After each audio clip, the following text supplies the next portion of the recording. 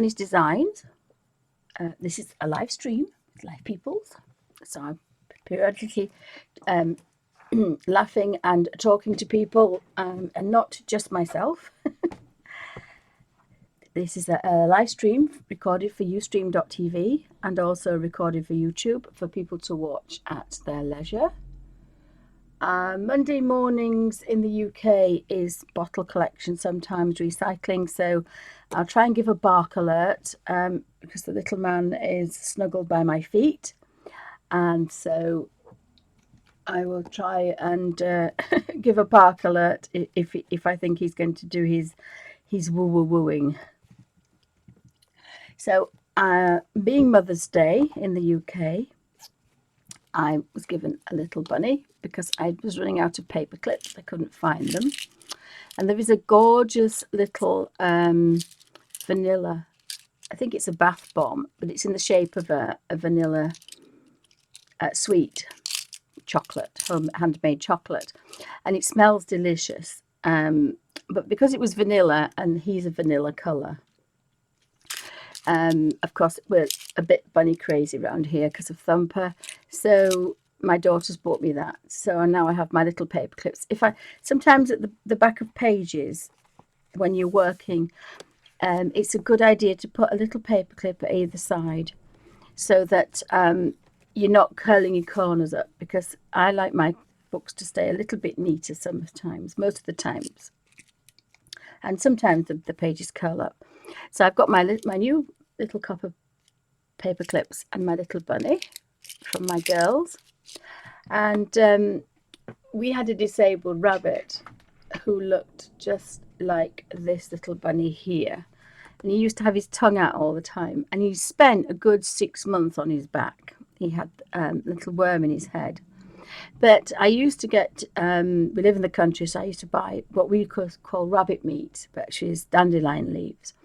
And he was like a paper shredder. There's a video, I might put it on up sometime. And he's just like a paper shredder. His little nose never stopped twitching. And his constitution was good at the other end as well. So when that was okay, and he was eating, and the vet was happy with him, but he did spend he was about this size, actually, a little bit smaller. He was very thin when he was poorly. But his little tongue was always out. He used to play with the girls. He used to have digestive biscuits. The girls looked after him. And sometimes there were 6 or 7 girls watching a movie. And the rule was, if they had a movie on, then they would have to have Thumper out. And he mainly stayed in a basket next to me. But his little pink tongue was out, so he looked just like Thumper. But he was obviously not. He was a poorly bunny. He was a disabled bunny. And so my daughters saw this broken bunny with his ear missing and thought of Thumper. So they bought me these 2 bunnies to sit on my desk. This is another one. And he's got a foot missing. And we have this thing where we buy, at Christmas when we're going around, if we see broken little birds with the feathers missing, if they're material or if they're being dropped, if they're china. And I have a beautiful Christmas tree, which I have just plain simple glass lanterns on. And it fills my kitchen window. It's a branch of a very expensive tree my husband had about 50 years ago, and with his first wife. But it's such an old-fashioned one. It was built really, and the fronds are really the pines are about this deep, so you can get about 6 birds on one branch. So it fills my kitchen window. And I have all these deformed, broken, unloved little birds that sit every year at Christmas, and they all have a natter with each other. So, of course, it's part of the culture now that my children buy me broken animals if they're real, and also broken pot animals. But he's so cute. I could not bear to leave him. I mean, just because he's got an ear missing. He still sits up, so I'm going to have one at either side of my desk. So I have 2 bunnies that are going to sit on my desk. and they're going to protect me and remind me of Thumper. So that's what they bought me, bless. And my other daughter, as I say, would not buy anything broken. Anything that's broken or deformed goes in the bin.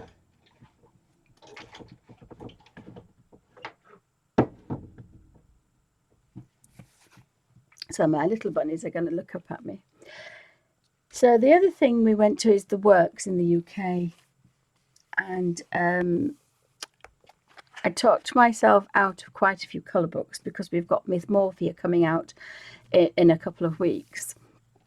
And I really wanted to crack on with Animorphia and Imagimorphia, so I really want to get those finished before I can really then start in Mythmorphia and give it a really good by by Kirby Roseanne. But as we were leaving the shop, my husband said, "Have you seen this book?"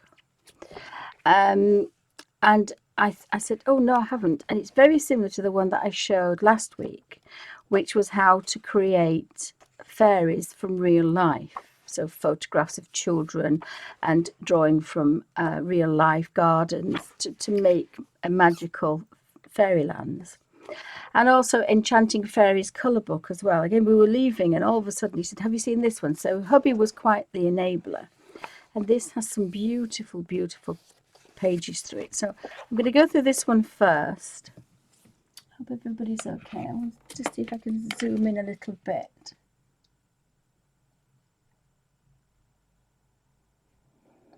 So everybody can see a little bit of detail. Now my light's playing up a little bit. So this is the Enchanting Fairies colour book, and at the moment at the Works in the UK it's £3. Beautiful fairies to colour and complete, and it says Margaret Tarrant, the world's most beloved fairy artist. And I love these kind of 50s, 40s, 50s colours. I love these kind of watercolours.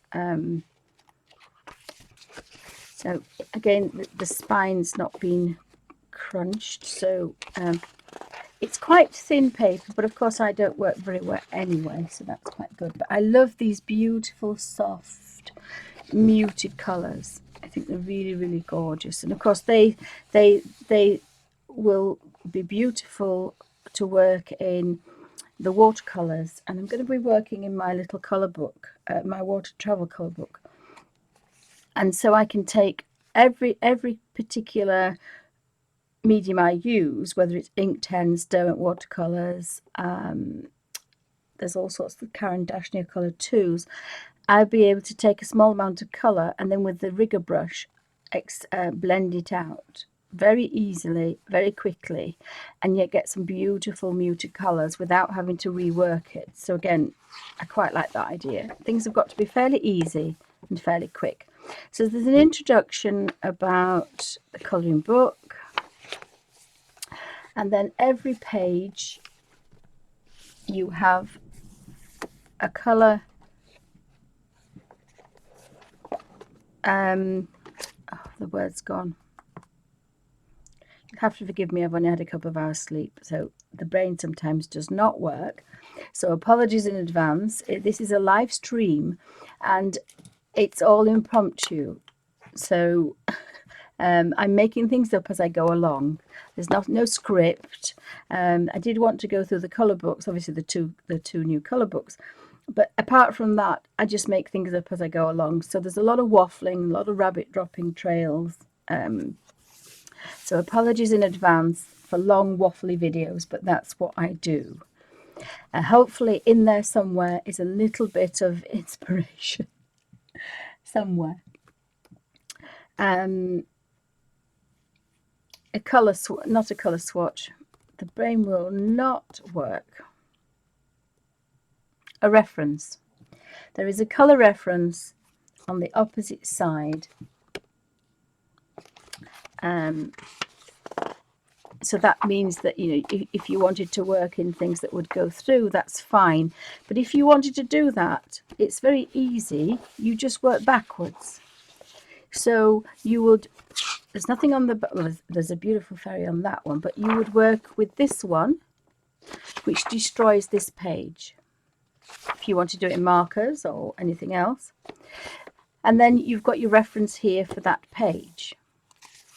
Then you would work on this page and destroy this page, but you don't need it because you've worked on this one. If you worked from front to back, you will destroy the colour. If you worked on this one with markers that went through to work with this reference, you will ruin this reference for this page.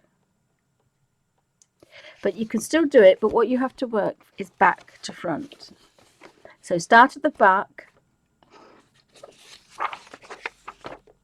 use this reference and destroy that back page. So you've already used this reference and coloured. So then what you can do is you can then mark this one and destroy the back of this one.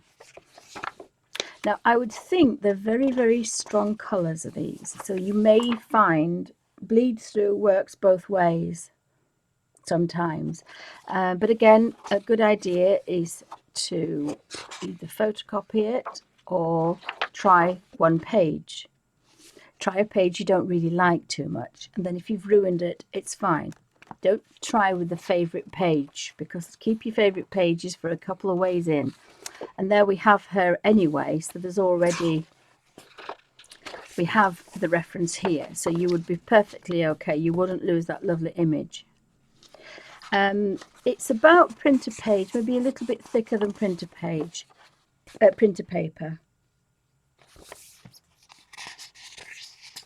It's what I would call normal book page. So you could do all sorts of things, but you would destroy your second page behind. So you can do it, but you'd have to work backwards.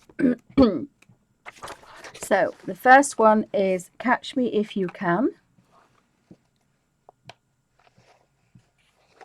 I think I'll actually keep zoomed out, because otherwise we can't see it properly. Hopefully that's okay. Move that one away. That should be better. In fact, let's see if I can move that out of the way. Oops, it's plugged in. There's a reason why it's plugged in for my next video. So actually now, if I zoom in one, we should be okay. That's better. So again, you can, what I normally do is use a bone folder, or you could use a pen, or a small ruler would do. A pen, not good, because you sometimes, just looking for my bone folder and it's not about. So as you're going through the book, you want to stroke that way, and a bone folder will make the page just give a little bit next time. Because it's not like a book that you're going to look at then put back. You're actually going to work in this book. So you don't want this moving about. Oh, speak of the devil, we have a bone folder. And sometimes it breaks my heart to do this, but if you want to colour, you need to do this. Oops, that thumb is not being perfect, but there we go. So that was the introduction. This is the first page, and again, because you've stroked back that first one, you want a nice neat crease. Don't go mad, don't press too hard, you will smash the spine and break the book. You just want that tiny little bit of a crease, just gently, and that will make your page lie flat. So we had Catch Me If You Can, and you say these are almost Victorian. I don't actually know if she was Victorian. I'm not sure. Perhaps she probably is. Margaret Tarrant. I'll have to Google it. In fact, if I actually read the beginning, it should tell you. The 1920s and 30s. I thought so with the colours. 20s and 30s. So just after the Victorian age. So she was a book illustrator, a greetings card illustrator during the 20s and 30s. And she was born in Battersea, a suburb of South London, in August the 19th, 1888. So again, the Victorian colours, you can tell, very much influenced. And I do love these. And of course, you can get these gorgeous muted colours with pastel, even though they're very vibrant. You could a little bit of colour and a blend, or a tiny amount of water, and you get some gorgeous colours. Anybody got any questions? But you can see, you know, they're not the 70s and 80s vivid bright colours. They're kind of all beautiful, soft, very, very fairy. Oh, Autumn Dancer, sorry, I didn't they're all titled as well, and these have got like a frame around them, so if you wanted to take them out and frame them, they're already nicely framed. So really nice way. So that's Catch Me If You Can. That's Tulip Fairies. Of course, they're sitting in tulips and climbing the thick stalks of tulips. I mean, you didn't have to do them in pastel colours. You could do them in vivid. If you Google poppy images, you've got the vast bright colours. Autumn Dancer.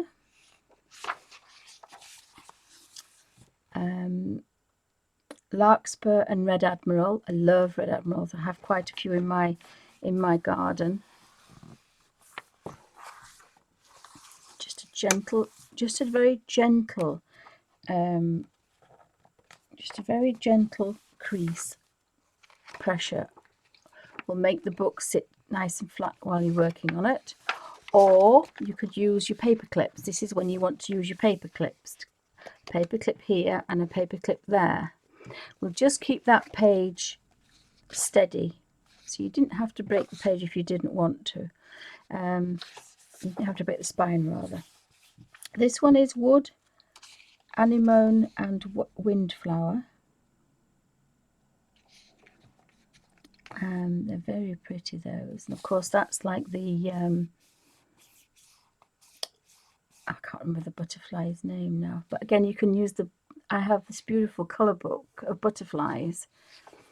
If you didn't want to use these muted soft colours, you could Google the butterflies, and that's what makes these fairy books, which is in this other book, about creating this magical world, but you're still using references from our world, and that's what makes them just that little bit. I mean, these are quite magical because they're magical fairy colours, but whatever you're drawing, if you use a reference.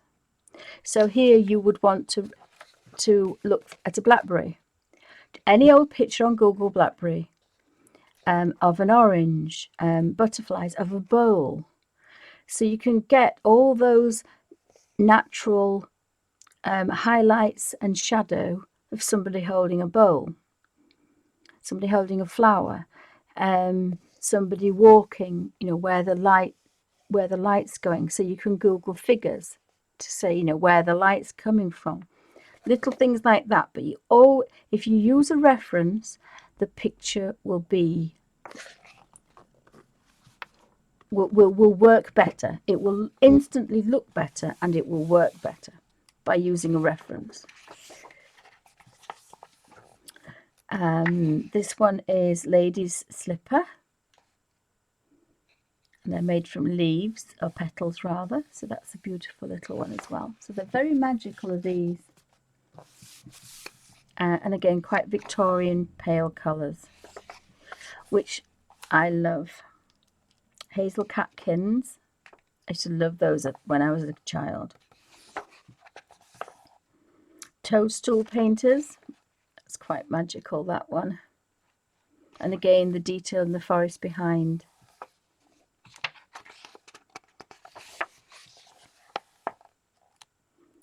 The harebell ringer. So the ring of the little bluebells. That's so clever. Flytrap rescue. I hope you can see these particular pictures. I hope it's okay. Citrus songstress. Songstress. Okay, there must be something about lemons Of course, the beautiful folds on her dress. What I probably will do with this, I've just had a thought thinking of folds and dresses and material, is I might scan these into my laptop and use them digitally. So really create a completely different image than the thin paper. Because thin paper to me means pastel work with pencils, so there's no water. Man Overboard, again, that's quite a wonderful one with the lizard. Now all this shading has been done for you, like on the lizard's head, the shiny, slimy lizard's head. It's all been done for you, but Winter Chill, really, really magical, beautiful colours. Pond Chase, Dragonfly Ride,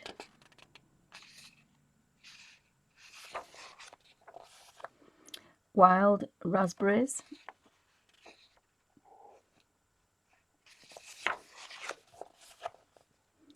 Blueberry Fairy,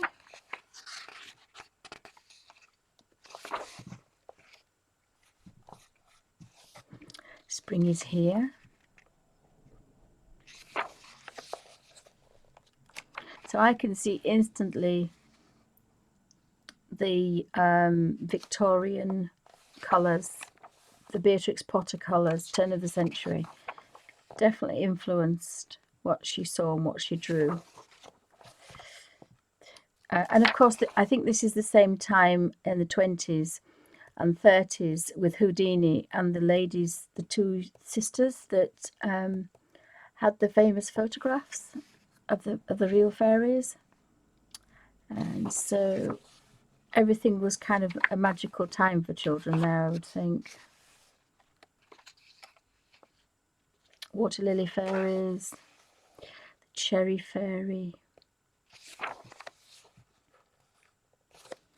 crab apples, apple blossom, beautiful colours. Very watercoloury, very, very watercoloury. There was a couple of watercolour books that I nearly bought as well, but it's being frowned at. And pear blossom and orange tips.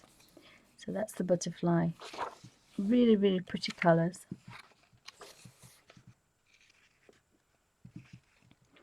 Chinese lantern fairies. Again, those gorgeous, soft orange tangerine colours.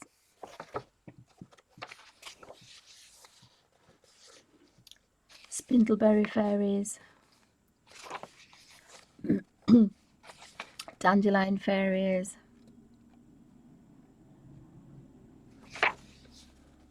Sycamore spinners. Oh, they're beautiful. So imagine the little sycamore things that fly about all the time in autumn, having the fairies actually playing on them.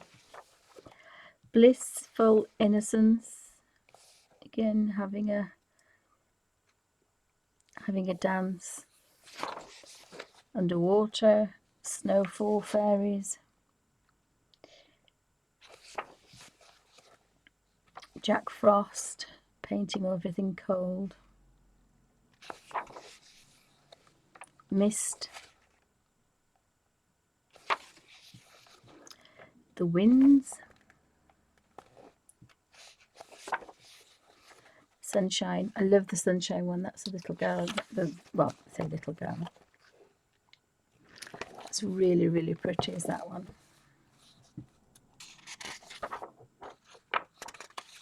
Sweet Clover. Again, one of my favourite wildflowers is clover. And Honesty is another one that's really, if you need a good pencil or charcoal plant that you want to sketch, Honesty is fab because to get the see-through, actually, I don't know, fronds, the seed pods, very, very pretty. And Starlight. and Sweet Pea. Again, the Sweet Pea colours are gorgeous, but that's on a moonlit one. Little Snowdrop. I think that's really pretty, is that? Very, very pretty. That looks like it's on a clover leaf, but maybe a snowdrop leaf is very similar. Moonlight Vigil with the owl and the bunny, and then the last one is this is the fairy, Sunshine Girl, Sunshine Fairy, and obviously she's a sunflower, so you could use a real sunflower petals if you really wanted to get a more modern take on that. So I will do that when I scan this one in. I will be using for realism, I will be using a sunflower to really get some detail into there. So the pastel colours I will try and match exactly in the book, but scanning it in and using it digitally, I will be using it as a realism, photorealism if I can. And because I've just done a few pages backwards, I haven't damaged it too much. So if that went back into the bookcase, and mine's quite squashed because I have quite a few of these, that should be fine. So as I say, it normally says it's $7.99.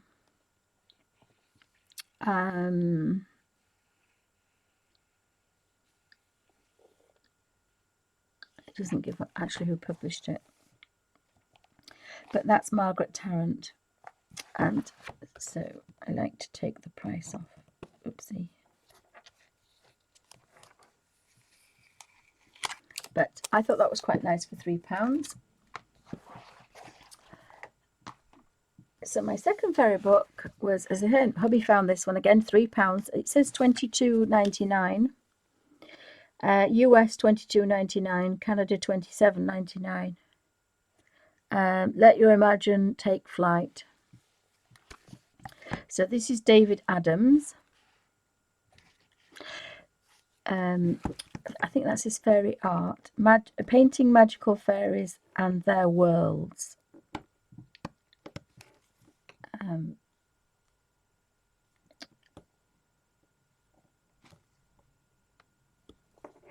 should have asked my daughter to take this off for me.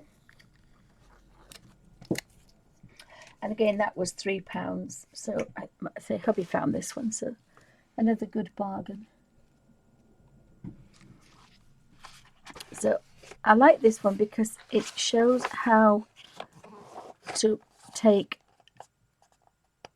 realism and then create a fairyland. So I don't know if you can see the fairies. My light's just out. You can see the fairies there, look. If I pull this forward.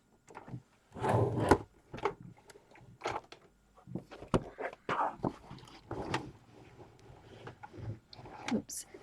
Maybe that might be better. It has a real nice.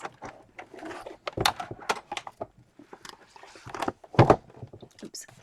Maybe that's made it worse. Better.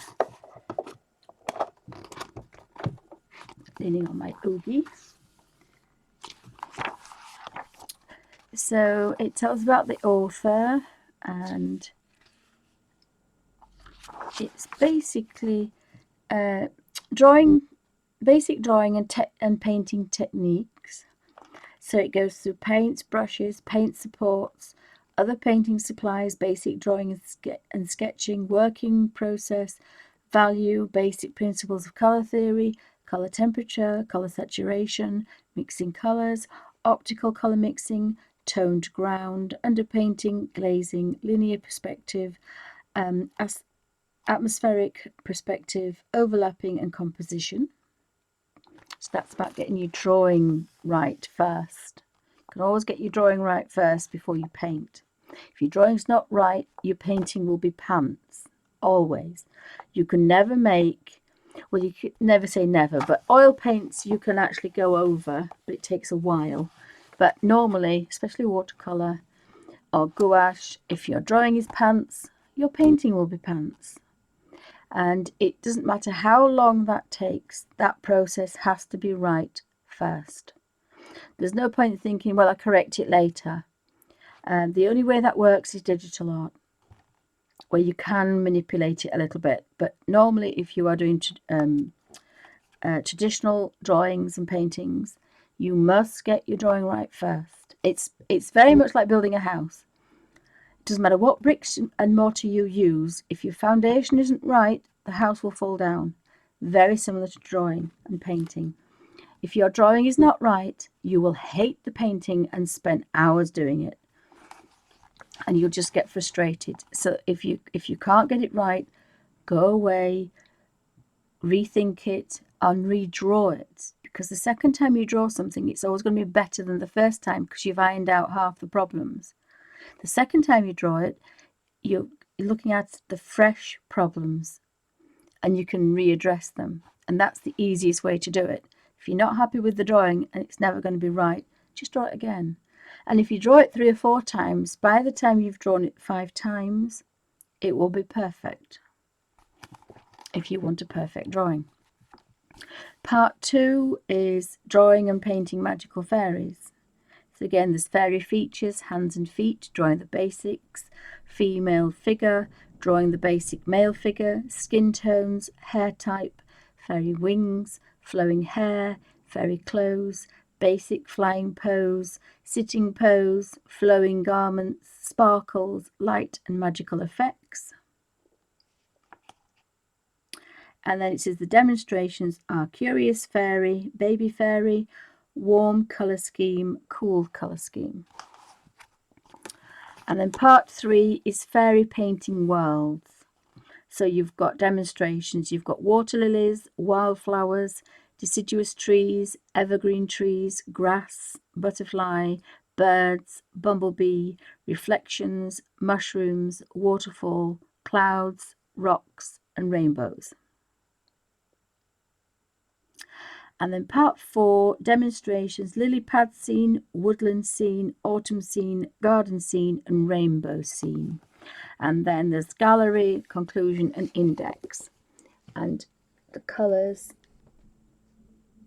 are more realistic. That's more fantasy. And that's your drawings. So it's a very detailed book. Again, the drawings are really, really nice. There's a reflection in the water.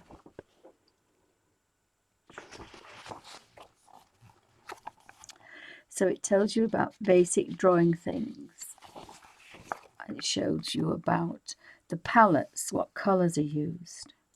Again, not too many. There's a white, Payne's grey, burnt umber, burnt raw umber, raw sienna and burnt sienna. So those browns, the raw umber is a dark, coolish brown. And the burnt umber and the raw sienna is a warm, tan, kind of warmish brown. Chromium oxide green and vivid lime green, emerald green. So there's 3 greens. Yellow oxide and yellow Naples, cadmium yellow, light and medium. So again, you've got the yellow oxide, I think is quite bright. Naples yellow is a gorgeous creamy colour. Cadmium light and medium is a light and medium cadmium colour, warm, light and cold. A cadmium red and alizarin crimson. So again, 2 reds, cadmium red for cold poppy reds. Crimson, alizarin crimson is your pinky purple reds for all your purples. Oxidine purple is a pure purple. French ultramarine is your purpley blue. Ultramarine blue green shade will give you some greens. Prussian blue, bright blue, and light blue pigment is your pale blue. So that's a very good selection. They're also talking about gesso and also about brushes. It tells you what brushes, the filbers, the shapers, the size, and brush care. Doesn't have any rigours, but doesn't have any long strokes. So painting supports as in what you're painting on. So we've got masonite, hardboard, hot pressed illustration boards, which he primes with gesso, and other painting supplies. So we've got, I think that's masking fluid, sponges, a toothbrush, a roller, and a palette knife. And there's the palette, storage, and all sorts of other things. So is he working in watercolours or is he working in gouache? He's working in acrylics, I thought so. Sorry, that's why he's got a board. It's not watercolours. My other one's watercolours. This is acrylics. And he's using the Liquitex acrylics, because that's why he's got gesso.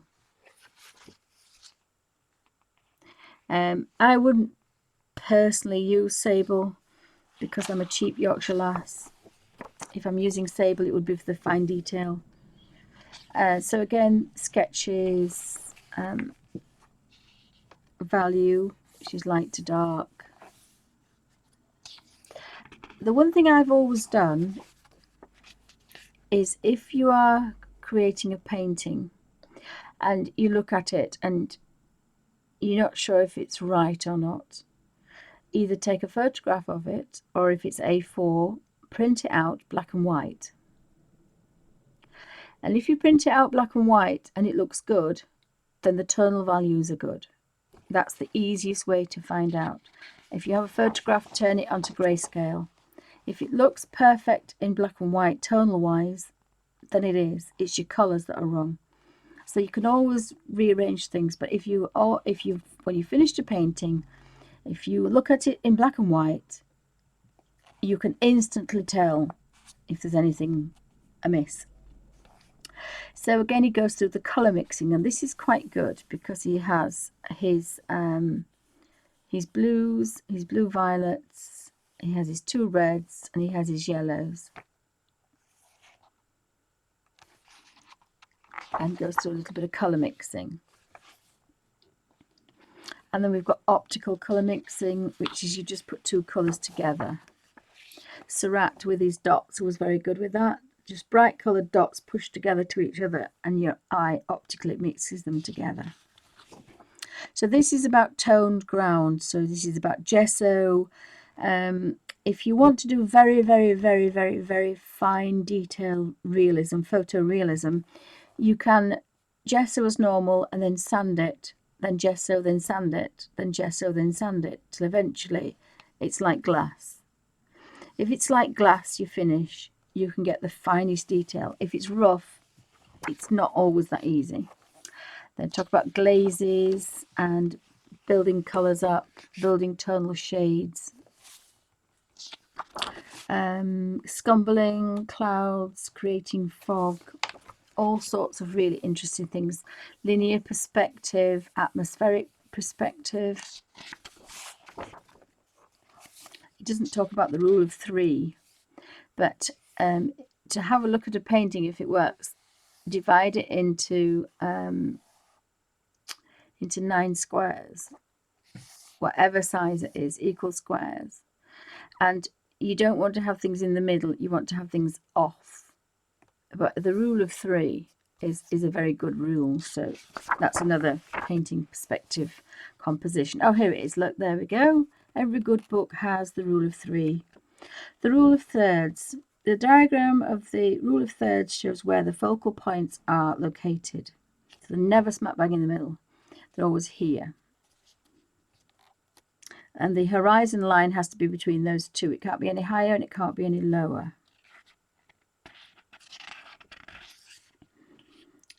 Because it recreates things. So again, that's another good thing here. If you can see that. That's the rule of 3. So if you ever want to have a look at, again, while you're painting, the colour's right, the tone's right, it looks right black and white, so what's wrong with it? It'll be that. But you want to do this stage as your composition, as your drawing. This is the first thing to do. You could do this in pencil and then start to sketch and make sure that's where everything is. That's why even some beautiful photographs don't look good, because they haven't got the rule of 3. Let me just move that down a bit. That makes sense. Hopefully that made sense. Maybe slightly better. So it goes to drawing and painting magical fairies. Again, that's in the crease, but I don't. She has got a face there, bless. But it's difficult to see. Acrylic on his illustration board. Now, illustration board is very, very soft, very shiny. It has no tooth. So it says drawing hands and feet, eyes, ears, lips, mouth, eyes. So it's a very, very good basic drawing book as well. And the fairy wings, of course, are they going to be exactly like butterflies? Are they not? How are they attached to the person? Flowing hair, fairy clothes, flying poses. Again, if you look at acrobats, flying acrobats, that will give you some indication of how a fairy wings, because it's all about balance. Sitting poses, flowing garments, sparkles, lights and swirls. It's a very good book, and this shows you how, oh, that's Curious Fairy. And this shows a demonstration, so it tells you about exactly what is used, the brushes, the pigments and other supplies. So everything's there for you to create an image.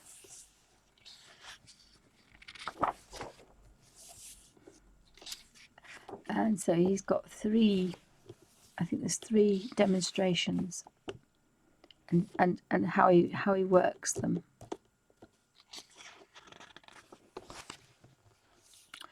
And then painting fairy worlds. So that's very,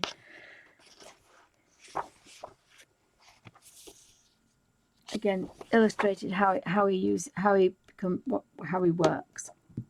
Excuse me, the underpainting.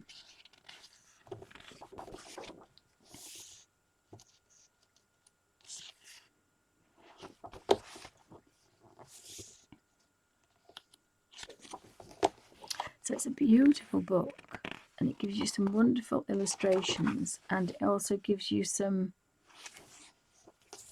useful information for composition. Even if you weren't using fairies, it's still a very, very good composition.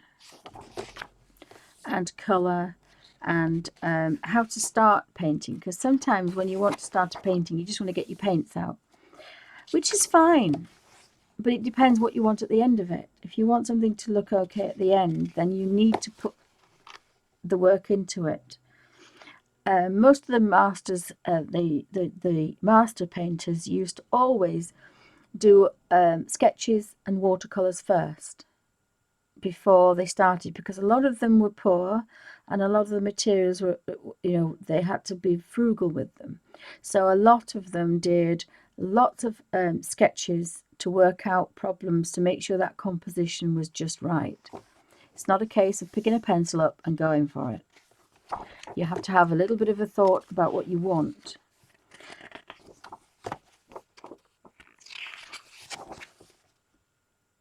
I mean, every single thing has been thought out in each painting, and that's why it works.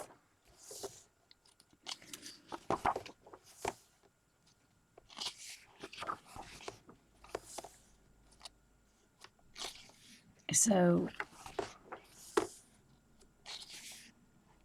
there are some really nice paintings and sections in here, so it shows you exactly how you can create a painting from start to finish. Most of them don't have anything to do with the fairies in. It's all background, and then the fairies go in last. That's the garden scene. It shows you how it's built up. So I thought that was a really interesting book.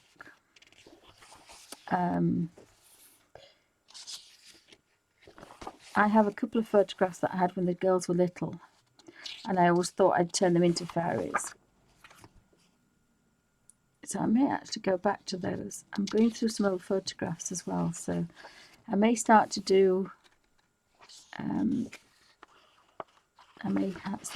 that, and of course with having the bunnies and the rabbits. So I thought that was a lovely book, that Fairy Art, Painting Magical Fairies and Their Worlds by David Adams. And that's completely different to the colour schemes of the other colour book, which was Margaret Tarrant. So I hope you found those two interesting. They were I hope you found those particular books. So I've got a colour book to use. I can use these colours in my DigiArt, and I can use my pastel pencils and get these beautiful soft ones. So I've got two ideas for the same pages. And again, Tight Yorkshire Lass, I quite like that.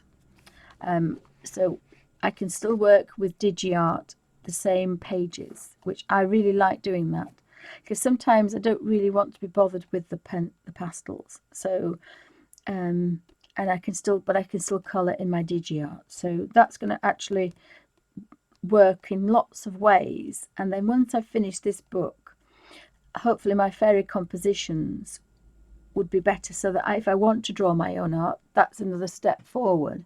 So everything you learn in your colour books is building up your repertoire of how you colour, what you use, and so you get better and better and better. And of course, once you've gone through a book of fairies and plants and animals, then that section you'll have kind of got a good idea of how to do that.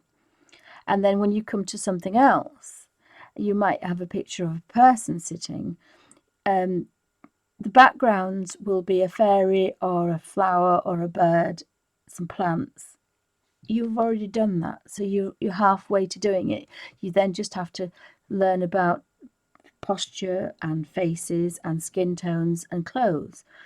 So that's although this is colouring in, it's all to do with looking and learning with your eyes and interpreting the colours and the shades and the tones and creating your own colours as well.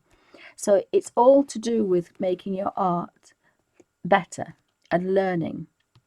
It's all a learning curve. I learn things every single day. So thank you for watching, and I hope you found that interesting. My Mother's Day books, my fairy books. Thank you for watching.